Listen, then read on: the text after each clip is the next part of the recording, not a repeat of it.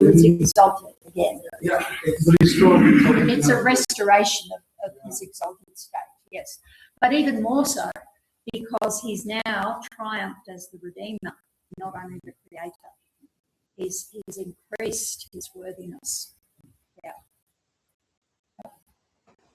What do you think about the devil The imputation? double imputation. Yeah.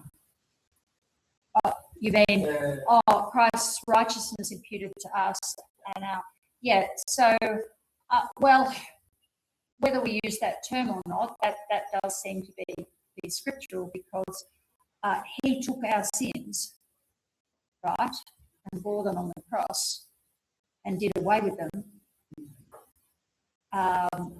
And then we receive his righteousness. Yes.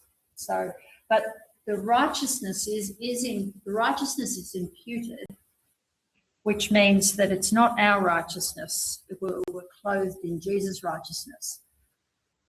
But our sin was not imputed to him.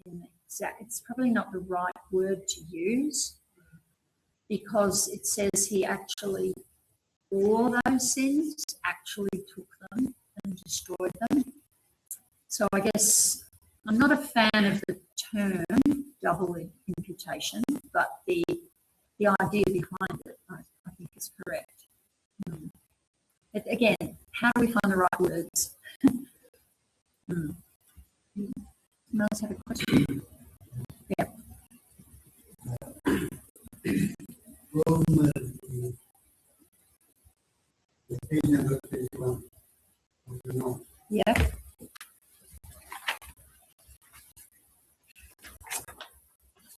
The last part.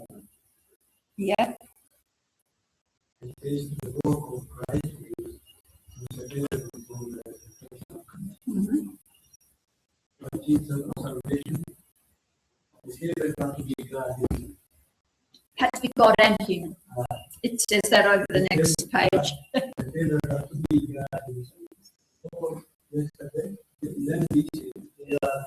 the verse is mentioned. Yep. In the Bible. Yep.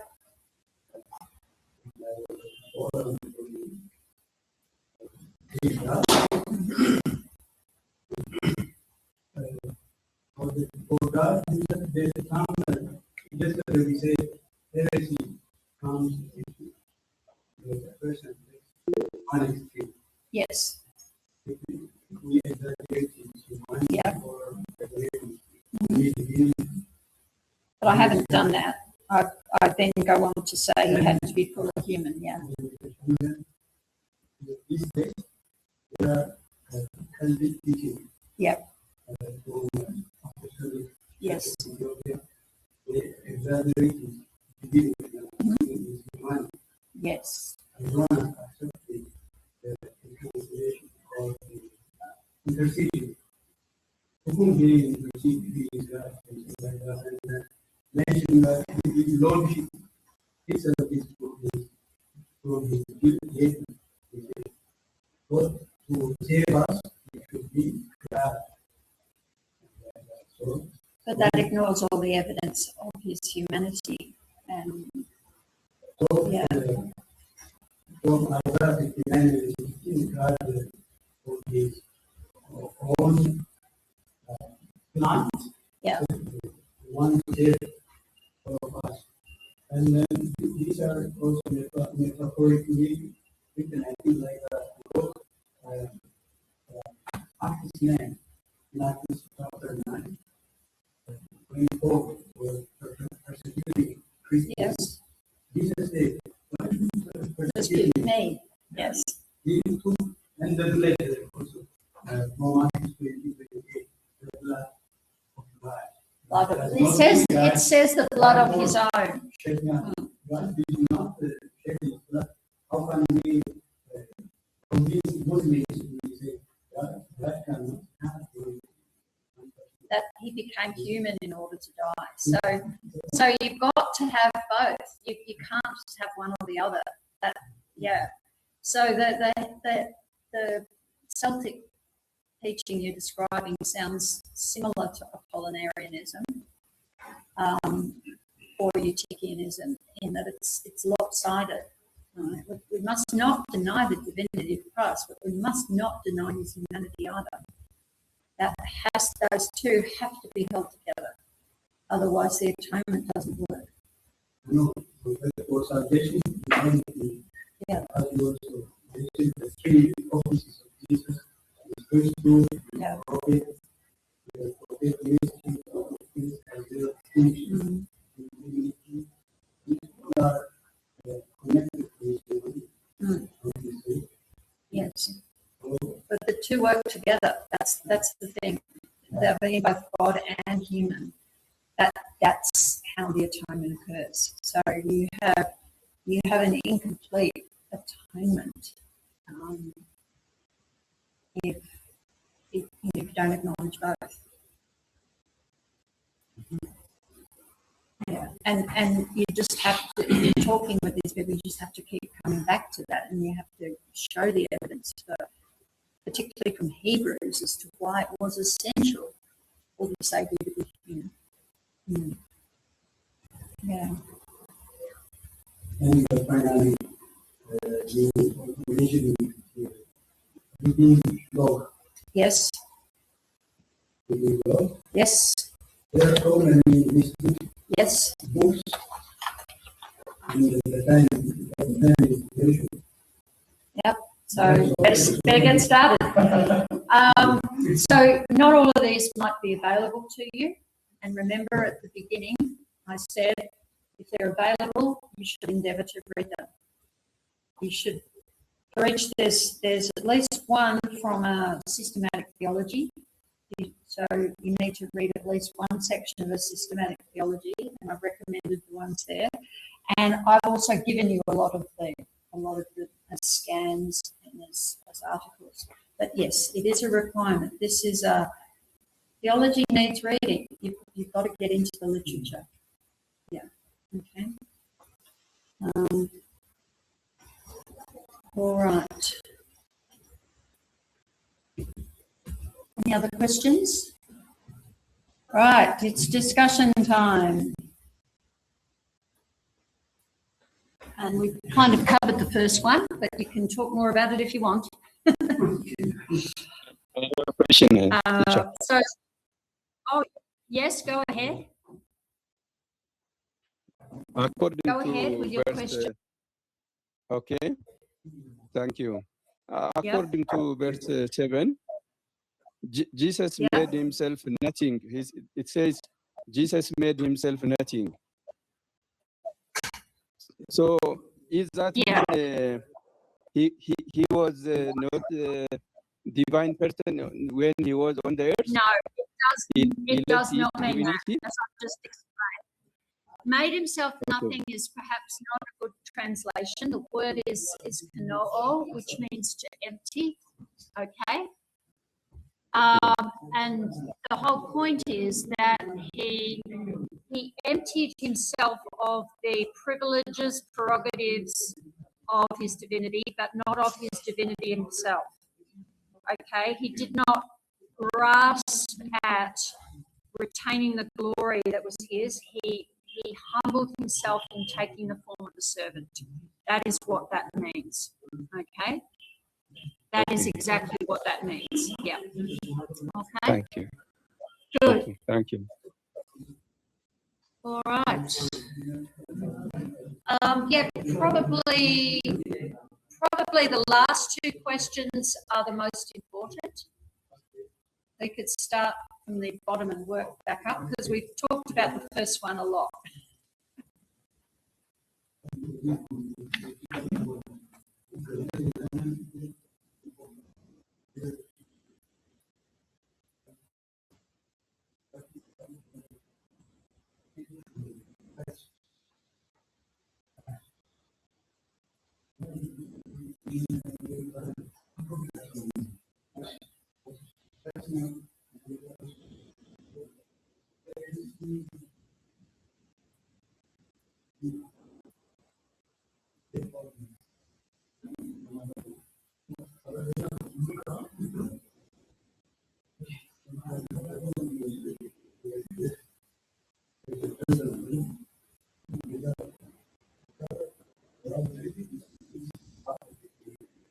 Hello. Yeah. You have a question? No. For the group. Oh, okay. All right. So you're having your online discussion. Great.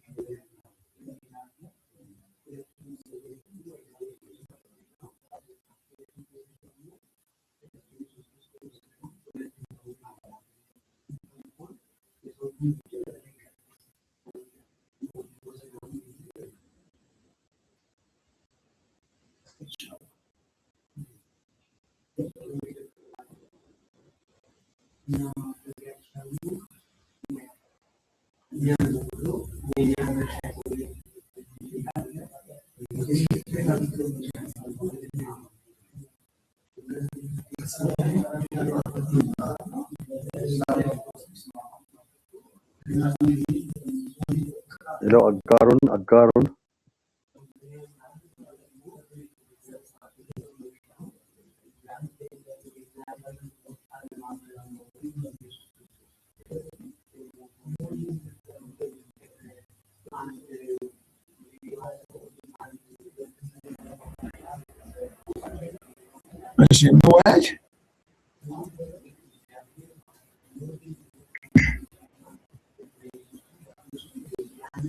ሰላም ኦንላይን ያላችሁ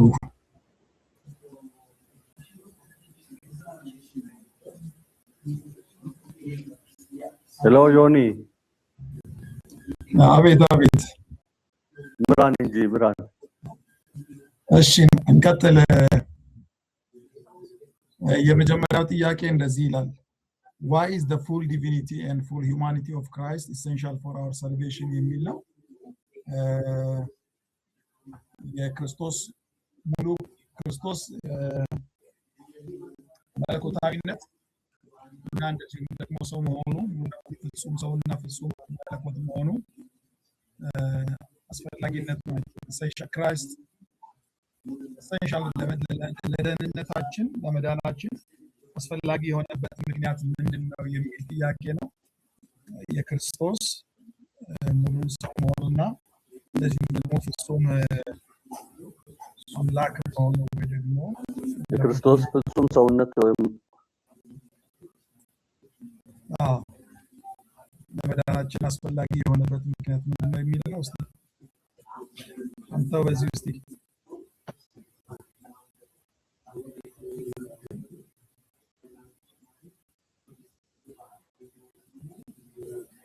የሚያነሳ ሰው ካለ ያንሳና ያለበለዚያ ዝም ብዬ እጠራለሁ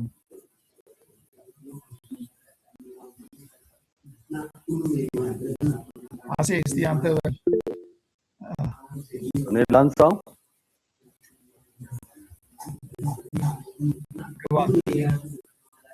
ሄሎ ግባ ቀጥል ይሰማል እኔ እንደማምነው እጅግ በጣም አስፈላጊ እንደሆነ አምናለሁ በተለይ ኢየሱስ ክርስቶስ ፍጹም ሰው ሆኖ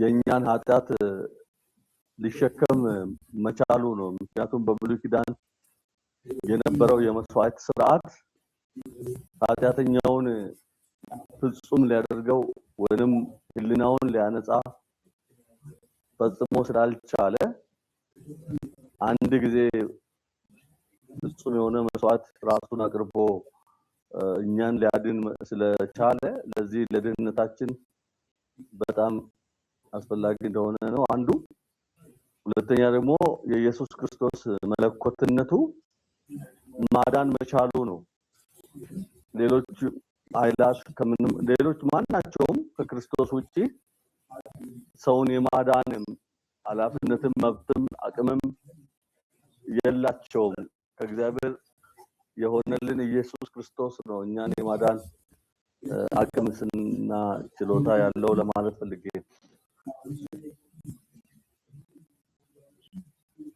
እሺ ቴንክ ዩ አሱሽ ጌታ ይባርክ ሌላ ሰው እስቲ ሚስተር አብርሃም አስተዋይ ደበላ ሚስተር ገዛኝ ግርማ ሉቃስ ሞገስ ሳሊ ዘሌ እስቲ ቶሎ ቶሎ አንድ ሰው ሀሳብ ይስጥና ወደሚቀጥለው እንሄዳለን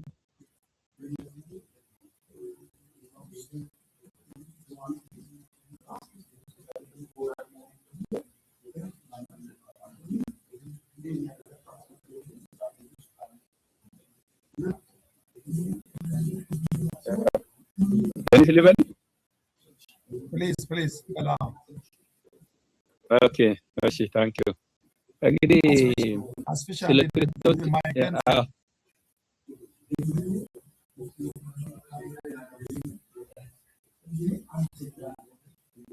አቤት ሊቀጥል ቀጥል እሺ ስለ ክርስቶስ እንግዲህ ሰብአዊነቱንም መለኮታዊነቱም አስፈላጊነቱ ላይ ነው ለመዳን ያለው አስፈላጊነት ወይም ወሳኝ ስለመሆኑ ነው ይሄ ጥያቄ በዋናነትና እርግጥ ነው ወንድሜ ሰውም እንዳነሳው የክርስቶስ አንደኛ ሰው በመሆኑ የሰውን ሰው በመሆኑ ኃጢአትን ያሸነፈ መሆኑ ሰው ሆኖ ግን ያለ ኃጢአት መሆኑ ለመዳን እኛን ለማዳን በጣም ወሳኝ የሆነ ትምህርት ነው ወይም ሐሳብ ነው እና ሰው ነው ፍጹም ሰው ነው እንደኛ ሰው ነው ግን ያለ ኃጢአት የሆነ ሰው ነው እና የሰውን ድካም ደግሞ የሚያውቅ የሰውን ፈተና የሚያውቅ ደግሞ በሰው ላይ ሊደርስ የሚችሉ ፈተና እንደውም ከዛም በላይ የሆነ ፈተናና መከራ የደረሰበት የተቀበለ ያን ኤክስፒሪየንስ ያደረገ ሆኖም ግን ያለ ኃጢአት የሆነ እና ኃጢአት በቀር በሁሉ የተፈተነ መሆኑን በአንድ በኩል በሌላ በኩል መለኮታዊነቱ ደግሞ መለኮት ከመሆኑ አንፃር ፈጣሪ ነው ሰውን ደግሞ ለማዳን የሚችለው ሰው በራሱ ሊድን እንደማይችል ይታወቃል በራሱ ሰው ራሱን ሊያድን አይችልም ከሰው ወገንም ሰውን ሊያድን የለም ስለዚህ መለኮት የሆነ ፈጣሪ የሆነ አምላክ የሆነ እሱ ነበር ሊያድን የሚችለውን ብቃትም ሊኖረው የሚችለው አስተውም እንዳነሳው እና ይሄ ሐሳብ በጣም ለዳኝነት ወሳኝ ነው ብዬ አምናለሁ በጣም እሺ thank you ፓስተር አብርሽ አይ ቲንክ ወደሚቀጥለው ጥያቄ ብናልፍ የተሻለ ይመስለኛል የሚጨመር ሐሳብም ካለ ሌሎች የመጀመሪያውን ጥያቄ ከሁለተኛው ጋር አብራችሁ ልትመልሱ ትችላላችሁ What does it mean to confess Jesus is the Christ, the Son of God? ኢየሱስ ክርስቶስ እንደሆነ እንደዚሁም ደግሞ የእግዚአብሔር ልጅ እንደሆነ በአፋችን ኮንፌስ ማድረግ ወይ ደግሞ መመስከር ማለት ምን ማለት ነው የሚል ጥያቄ ነው። ሌሎቻችሁም ገብታችሁ ያላችሁ ይወርዳት ተናገሩ።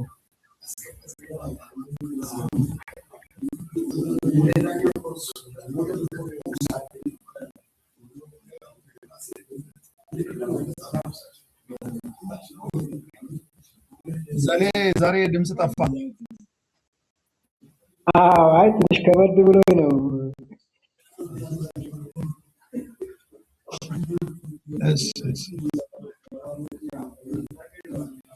የመጀመሪያው ጥያቄ ላይ ሁማኒቲን ማድረጉ የሰውን ማለት ሰውን የሚረዳበት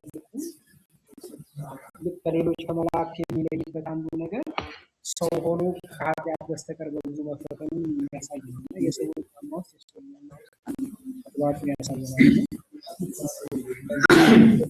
ራምሰም ደግሞ ኮምፐንሴት ለማድረግ ወሳኝ ነገር ነው ብዬ አስባለሁ። የሁለተኛው ጥያቄ ግን ኢየሱስ ክርስቶስ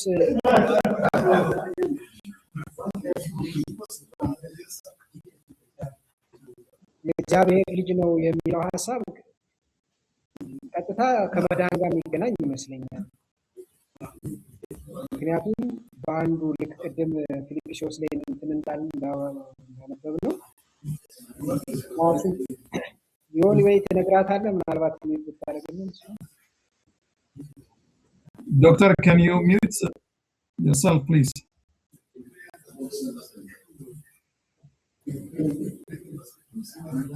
Dr. Ruth, can you mute, please? If you can hear me. All right. አሁን ቀጥል። ጂሰስ ክራይስትነቱን ከመሲህ ጋር የሚያገናኝበት መንገድ አለ። እንግዲህ መሲህ የዳንበት የተላከው አይነት ነገር የሚለውን ሐሳብ ከብሉይ ኪዳንም ቅድም ሲጠቀስ እንደነበረው ከመሲህ ጋር ያገናኘዋል ብዬ አስባለሁ። ምክንያቱም የክራይስት ሐሳብ ከመላክ ጋር የሚመጣ አይነት ነገር እንደሆነ አስባለሁ። ሁለተኛ ሰን ኦፍ ጋድ ከሳልቬሽን ጋር አብሮ የሚመጣ እኛ ልክ ሎጎስ ተብሎ ዮሐንስ 1 ላይ እንደተጻፈው ቃል መጥቶ ቃል ስጋ ለብሶ የዳንባቸው መንገዶች እንደሆኑ ያሳውቃልና ይሄንን ነገር ኮንፌስ ማድረግ የመዳን መንገድ እንደሆነ ሮሜም ላይ የሚናገርበት መንገድ አለና ሊትራሊ ይሄንን በአፍ ኮንፌስ ማድረግ ከመዳን ጋር የሚገናኝ ነገር ነው። አንደኛ ስለ መሲህነቱ የምናወራበት ነው። ሁለተኛ ደግሞ ሳልቬሽን የተገኘበት በአንድ በልጁ ሂዩማኒቲ የጂሰስ ሂዩማኒቲ የተገለጠበት ሰን ኦፍ ጋድ ሆኖ ሂዩማኒቲውን የመጣበት ከሎጎስ ውስጥ ወጥቶ ኢንካርኔት ሆኖ የመጣበትን መንገድ ሁለቱን የሚያገናኝ ይመስለኛል። ሊትራሊ በደንብ ኤክሲጂሲስ ሰርተን ስናወራለት ማለት ነው። ከመላክ ጋርና እንደገና መጥቶ የሂዩማኒቲን ኢንካርኔሽን ውስጡ የሚያወራ ይመስለኛል የኔ ሐሳብ ማለት ነው። ታንክ ዩ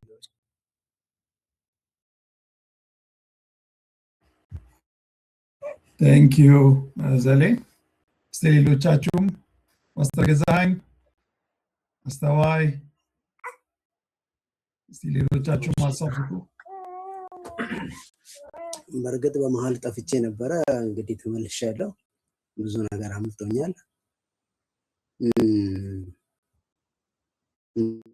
በተለይ እንግዲህ ከሁለተኛው ሀሳብ ጋር ልነሳና የክርስቶስን ኢየሱስን ክርስቶስ ወይም መሲህ ሆኖ እንደሮዘሌም መሲህነቱን ወይም ደግሞ ከእግዚአብሔር የተላከ መሆኑን የሚያሳይ እንዲሁም የእግዚአብሔር ልጅ መሆኑን ከድነታችን ጋር እያያዘ በተለይ ደግሞ በሐዋርያት ሥራ ውስጥ እነዚህ ክፍሎች የተጠቀሱባቸው ዋና ቦታዎች ላይ ለነዚህ ክርስቶስን ኢየሱስ እሱ ክርስቶስ ነው፣ ኢየሱስ እሱ የእግዚአብሔር ልጅ ነው ብሎ ማመን አንዱ ደህንነትን የማረጋገጥ ወይም ደግሞ መዳናቸውን ሰዎች የሚቀበሉበት አይነተኛ መንገድ ነው። ኮንፌስ ሲያደርጉ ኢየሱስ እሱ ክርስቶስ ነው፣ ኢየሱስ እሱ የእግዚአብሔር ልጅ ነው ብለው ይሄንን ማመን መቀበል ያ ለደህንነትን ሙሉ ያደርጋል የሚል ሐሳብ ነው ያለኝ።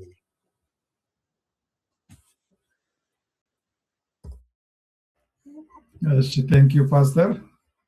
እስቲ ሌሎቻችሁስ በዚህ ላይ የምትጨምሩት ሐሳብ ካለ? ያለበለዚያ አይ ቲንክ ወደ ሶስተኛው ሐሳብ ብንሄድ ጥሩ ይመስለኛል። ሰዓትም እየሄደ ነው። የሶስተኛው ሐሳብ would Jesus days have been salvic apart from his resurrection ይላል። ለኔ ግልጽ አይደለም ጥያቄው። ምናልባት የተረዳችሁ ሰዎች ካላችሁ በተለይ ሳልቪክ የሚለው የቃሉን ወርድ አላውቀውም።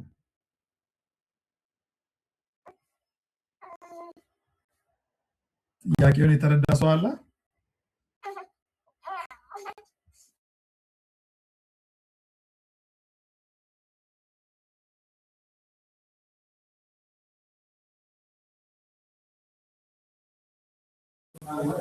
All right, you can finish up now whenever you like. See you tomorrow.